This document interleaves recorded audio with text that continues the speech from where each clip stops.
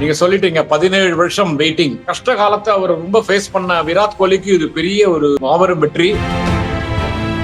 மனச ரொம்ப அப்படியே உலுக்கிச்சு. ஆக்சுவலா அவர் அந்த கடைசி ஓவர் ஆரம்பிக்கவே ரொம்ப எமோஷன் ஆயிட்டாரு. ஆனா கஷ்டப்பட்டு கண்ட்ரோல் பண்ணியிருந்தாரு. அவர் அந்த டீமுக்கோசரம் அவ்வளவு கான்ட்ரிபியூட் பண்ணவரு. டீமுக்கு ரிப்பீட்டடா பர்ஃபார்மன்ஸ் அவரோட பர்ஃபார்மன்ஸை பத்தி யாருமே குறை சொல்ல முடியாது.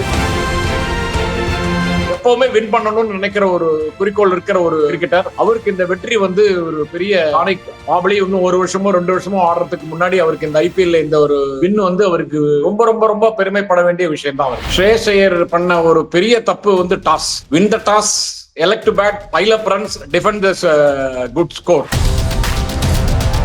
முன்னாடி மேட்சை சேஸ் பண்ணி ஜெயிச்சனால அந்த நம்பிக்கை வேற இருக்கு. But final is a final. அது அதோடைய நர்வஸ்னஸ், அதோடைய பிரஷர், அதெல்லாம் அவர் சீரியஸா கன்சிடர் பண்ணலாம். விராட் கோலி மாதிரி இவ்வளவு வருஷம் லீட் பண்ண டீம், அவரும் டீம்ல இருக்காரு. அவரும் மோஸ்ட் இம்பார்ட்டன்ட் பிளேயரா தான் இருக்காரு. அவரையும் கன்சல்ட் பண்ணி இந்த மாதிரி யங் பட்டிடார் கேப்டனா போட்டது ஃபர்ஸ்ட் அப்ரிசியேஷன் டீம் ஓனருக்கு தான்.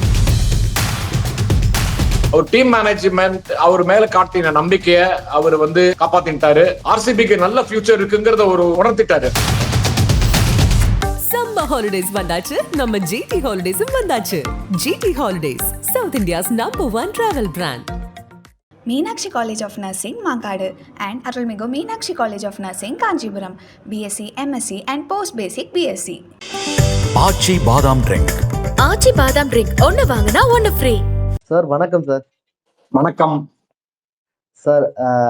ஈசாலா கப் நம்மதேக்கு பதிலா நமது அப்படின்னு ஆரம்பிக்கலாம். அந்த 17 வருஷம் கனவு 18வது வருஷம் நிறைவேறி இருக்கு. இந்த மூமெண்ட பத்தி பேசலாம் சார். ஏன்னா ஆர்சிபி அந்த 17 வருஷம் நல்ல பிராண்ட் ஆஃப் கிரிக்கெட் விளையாடியும் அந்த கப் அவளுக்கு கிடைக்கல. பட் இந்த வருஷம் கிடைச்சிருக்கு. அந்த மூமெண்ட்டை எப்படி சார் பார்க்கலாம்? இது ஒரு மாபெரும் வெற்றி, ஒரு சாதனை வெற்றி, அண்ட் சரித்திரம் செய்த வெற்றி. அதுதான் உண்மை. என்ன நீங்க சொல்லிட்டீங்க, 17 வருஷம் வெயிட்டிங். காத்திருந்து அப்படியே எல்லாரும் ஜோக் அடிக்க ஆரம்பிச்சிட்டாங்க ஆர்சிபி அண்ட் விராட் கோலியை பத்தி. ஏன்னா 17 வருஷம் ஆடி இருக்காரு அவர் விராட் கோலி. அதுல மேக்சிமம் அவர் தான் லீட் பண்ணிருக்காரு. ஏதோ 1-2 சீசன் தான் டூப்ளசி அது மாதிரி இவங்க எல்லாம் லீட் பண்ணாங்க. முதல்ல 2-3 வருஷம், அப்புறம் நடுவுல டூப்ளசி அப்படின்னு. சோ இவ்வளோ கஷ்ட காலத்தை அவர் ரொம்ப ஃபேஸ் பண்ண விராட் கோலிக்கு இது பெரிய ஒரு மாபெரும் வெற்றி. நான் சொன்ன மாதிரி ஒரு சரித்திரமே படைச்சிட்டாங்க. அப்கோர்ஸ் ஒரு 17 வருஷம் ஆடி ஃபர்ஸ்ட் டைம் ஜெயிக்கிறாங்கிறது ஒரு சாதாரண இதுதான். பட் அது அவங்கள பொறுத்த வரைக்கும், அந்த டீமை பொறுத்த வரைக்கும் ஐபிஎல்ல இது ஒரு பெரிய சாதனை. அதுல டவுட்டே கிடையாது. யாரும் அதை ஆர்கியூவே பண்ண முடியாது. Congratulations to RCB, congratulations to Patidar, team management, team support staff, and Dinesh Karthik mentor எல்லாருமே. And above all Virat Kohli. Okay sir. எனக்கு இதை எப்படி பார்க்கலாம்னு தோணுச்சுன்னா, அந்த 2016 ஒரு பிராண்ட் ஆஃப் கிரிக்கெட் விளையாண்டு இருப்பாங்க. கோலி, டிவிலியர்ஸ் அண்ட் கிறிஸ் கெயில் எல்லாருமே அந்த பிராண்ட் ஆஃப் கிரிக்கெட் விளையாடி இருப்பாங்க. பட் அந்த ஃபைனல்ல எஸ்ஆர்எஸ் கூட அந்த ஒரு மிஸ் ஆகிருக்கும். ஸோ 2016 மிஸ் பண்ணதை 2025 ஜெயிச்சு காமிச்சிருக்காங்க. அண்ட் கோலி எமோஷனல் ஆனதை நம்ம பார்க்க முடிஞ்சு. அந்த T20 வேர்ல்டு கப்ல ஒரு எமோஷனல் ஆனாரு. அதுக்கப்புறம் இந்த அழுதுட்டாரு சொல்ல போனா. ஸோ அந்த மூமெண்ட் எப்படி சார் இருந்துச்சு அவருக்கு? ரொம்ப அப்படியே ஹார்ட் டச்சிங்கா இருந்தது. அது பாக்குறவங்களுக்கு எல்லாம் ரொம்ப மனச ரொம்ப அப்படியே உலுக்கிச்சு. ஆக்சுவலா அவர் அந்த கடைசி ஓவர் ஆரம்பிக்கவே ரொம்ப எமோஷன் ஆயிட்டாரு. ஆனா கஷ்டப்பட்டு கண்ட்ரோல் பண்ணியிருந்தாரு. அழுக வர மாதிரி இருந்துச்சு. கண்ணை மூடிட்டாரு. அப்படியே கையால ஃபேஸ் க்ளோஸ் பண்ணிட்டு இருந்தாரு. அப்புறம் 2 பால்ல ரன் அடிக்கலன்னு உடனே கேரண்டீட் வின்னு ஆயிடுச்சு. என்ன நம்ம கிரிக்கெட்ல எல்லாரும் சொல்லுவோம், அடிக்கடி நம்ம பேசிட்டு இருக்கோம்,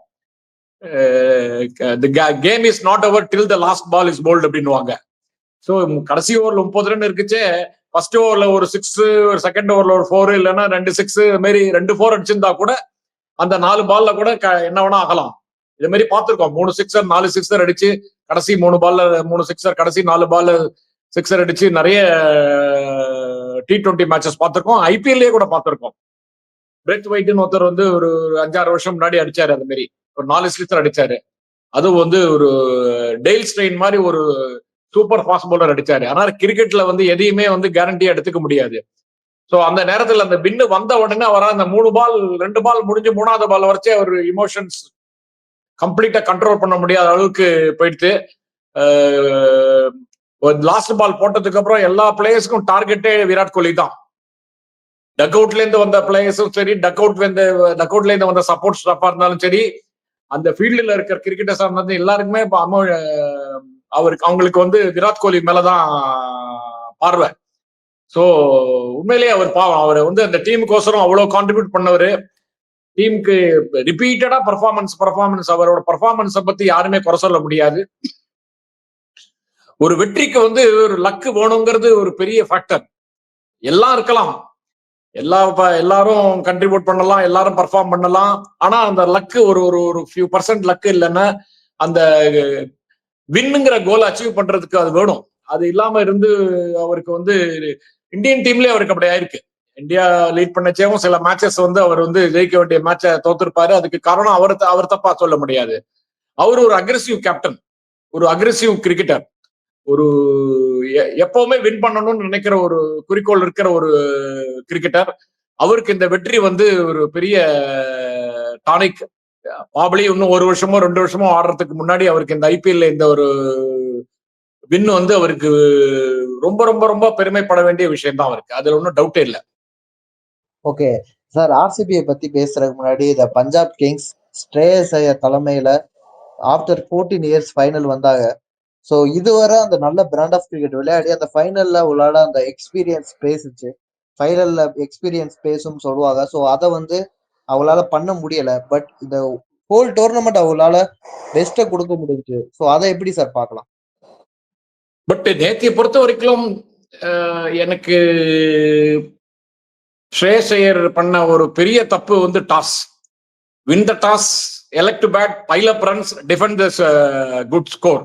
அதுதான் வந்து தாரக மந்திரம் கிரிக்கெட்ல. பர்டிகுலர்லி இது மாதிரி இப்ப ஒரு டோர்னமெண்ட், அதுவும் global famous tournament, first time final வந்திருக்காங்க பஞ்சாப் கிங்ஸ். இவர் நல்ல ஃபார்ம்ல இருந்திருக்காரு, நல்ல டீம் நல்ல செட் ஆயிருக்கு. அந்த நேரத்துல டாஸ்ல ஒரு தப்பு பண்ணினால அவருக்கு வந்து எல்லாமே தப்பா போயிடுச்சு.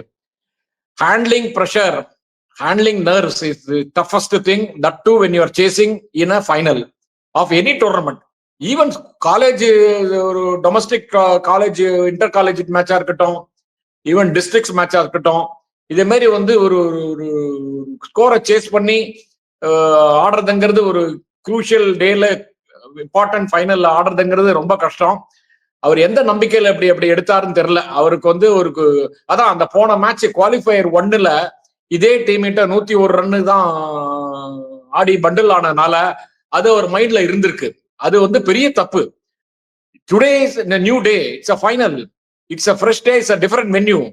அதை வந்து அதை மாதிரி பார்த்துருக்கணுமே தவிர வந்து அந்த இதுக்கு முன்னாடி மேட்ச்ல நம்ம ஃபர்ஸ்ட் ஆடி இப்படி கொலாப்ஸ் ஆயிட்டோம், அதனால இவங்களுக்கு கொஞ்சம் சான்ஸ் கொடுக்க கூடாது, நம்ம வந்து சேஸ் பண்ணலாம், இதுக்கு முன்னாடி மேட்சை சேஸ் பண்ணி ஜெயிச்சனால அந்த நம்பிக்கை வேற இருக்கு. But final is a final. அது வந்து அதோடைய நர்வஸ்னஸ், அதோடைய ப்ரெஷர், அதெல்லாம் வந்து அவரு சீரியஸா கன்சிடர் பண்ணல. அவர் மட்டும் டிசிஷன் எடுத்திருக்க மாட்டாரு. Team management, particularly Ricky Ponting coach எல்லாரும் சேர்ந்து எடுத்திருப்பாங்க. அதான் எல்லாரும் சேர்ந்து கலெக்டிவா தப்பு பண்ணிட்டாங்கன்னு எனக்கு தோன்றது.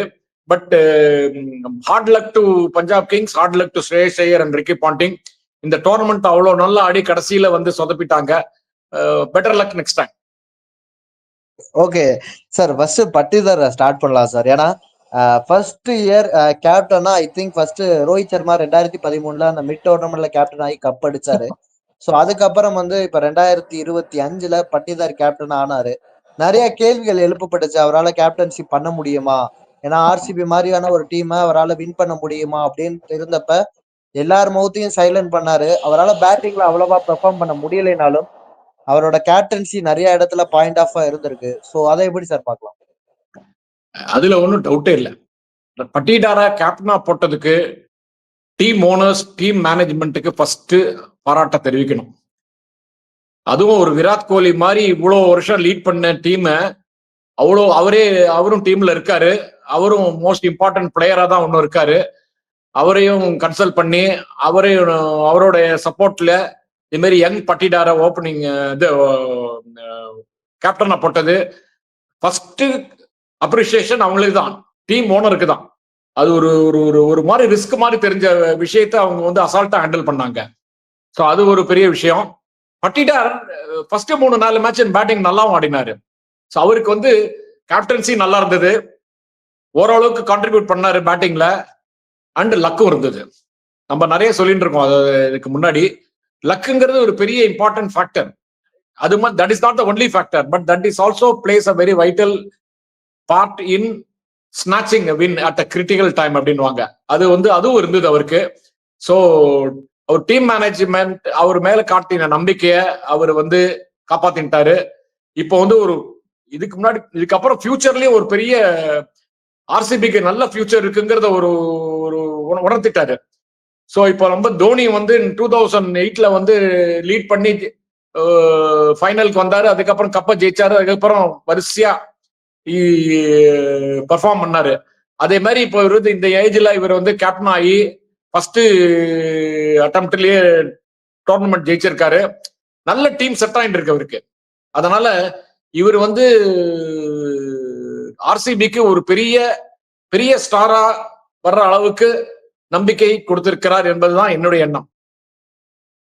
ஓகே சார், எனக்கு வந்து ரொம்ப அண்டர் ரேட்டடா லைக் குர்னல் பாண்டியா போயிட்டாரோன்னு தெரிஞ்சு. ஏன்னா ஒரு மேட்ச் பேட்டிங்ல வின் பண்ணி கொடுத்தாரு, நிறைய மேட்ச் அவரோட அந்த பவுலிங்ல நிறைய விக்கெட்ஸ் ஆர்சிபிக்காக எடுத்து கொடுத்தாரு. நேத்து 4 ஓவர் 17 ரன் 2 விக்கெட், அதுவும் இம்பார்ட்டன்ட் இங்கிலீஷ் விக்கெட்டை எடுத்தாரு. ஸோ 2017 அவரோட பேட்டிங்கால மும்பையை ஜெயிக்க வச்சாரு, இன்னைக்கு பவுலிங்கால ஆர்சிபியை ஜெயிக்க வச்சிருக்காரு. ஸோ குர்னல் பாண்டியா ரொம்ப அண்டர் ரேட்டடா இருந்தாரா சார்? ஆமா, கொஞ்சம் அண்டர் ரேட்டடா இருக்காரு. அதுக்கு காரணம் வந்து அவருக்கு வந்து ஒரு ஆட்டிடியூட் ப்ராப்ளம் இப்போ கொஞ்சம் குறைஞ்சிருக்கு அவருக்கு. ஒரு 3 வருஷம் 4 வருஷம் முன்னாடி பாத்தீங்கன்னா ஆட ஆரம்பிச்சது கொஞ்சம் சக்சஸ் ஆன உடனே அவருடைய பாடி லாங்குவேஜ், அவருடைய சில நடவடிக்கைகள்லாம் சிலது வந்து சில பேருக்கு பிடிக்காம போயிடுறது. அதனால மீடியாலே சில பேருக்கு பிடிக்காம போயிருக்கலாம். அதனாலேயே அவரை பத்தி அவர் நல்லா பர்ஃபார்ம் பண்ணிச்சும் உயர்வா எழுத மாட்டாங்க, அது அப்படியே மறந்து போயிடும். அது ஒரு ரீசனா இருக்கலாம். இது it's only my thinking. But அவர் வந்து இஸ் அ குட் பர்ஃபார்மர். அவங்க அண்ணன் தம்பி 2 பேருமே ஒரு டைனமிக் கிரிக்கெட்டர்ஸ், அதுல ஒன்றும் டவுட்டே கிடையாது. அப்கோர்ஸ் அவர் வந்து ஒரு சீசன்ல ஒரு 15 மேட்ச் ஆறாருன்னா ஒரு மேட்ச் 2 மேட்ச் அதே மாதிரி நல்லா கான்ட்ரிபியூட் பண்றாரு. கன்சிஸ்டன்டா பர்ஃபார்ம் பண்றது இல்ல. அவருக்கு கன்சிஸ்டன்டா ஒரு பிளேஸ்மெண்ட்டும் இல்ல டீம்ல. ஜென்ரலா எந்த டீம்ல ஆனாலும் போன வாட்டி எல்எஸ்ஜி ஆடச்சையும் சரி, பட் எல்எஸ்ஜில அவருக்கு நம்பிக்கை வச்சு கேப்டன்சி எல்லாம் கொடுத்தாங்க. சில மேட்ச் கேப்டன் ஃபிட்டா இல்லாத போது அவர் தான் லீட் பண்ணாரு. ஸோ அவர் மேல நம்பிக்கை இருக்கிறது, ஓரளவுக்கு நம்பிக்கை இருக்கு. அதே சமயத்தில் அவர் ஃபுல்லா அவரை வந்து